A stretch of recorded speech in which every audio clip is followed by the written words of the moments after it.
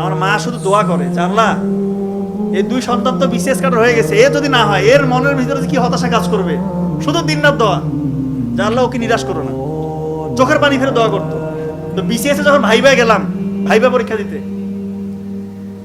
যেগুলো আমি পড়েছি আল্লাহর রহমতে ওগুলো আমাকে ধরেছে। এইটা তো একটা মিরাকেল। বিসিএস ভাইবা থেকে প্রশ্ন কমার পরে স্কোপ আছে নাকি?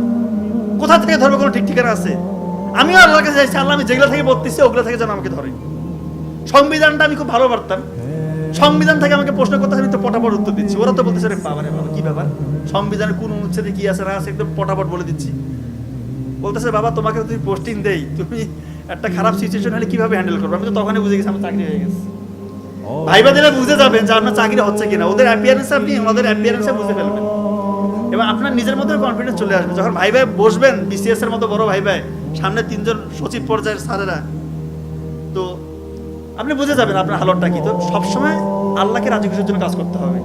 আমরা যে কোনো কাজ করতে গেলে সত্যি বলছি নফল নামাজ পড়ে, এটা আমাদের মা শিখিয়ে দিত। ছোট বিপদ হোক, ছোটখাটো পরীক্ষা হোক, কোনো প্রোগ্রাম হোক, যে কোনো ক্ষেত্রে আমাদের মা একটা কথা বলতো, নফল নামাজ পড়ে যাও বাবা, সেজদায় যাও, সেজদায় গিয়ে আল্লাহকে বলে আল্লাহ সহজ করে দিবে। এবং এটা হচ্ছে আলহামদুলিল্লাহ। নাও যদি হয় তারপরে করতে হবে।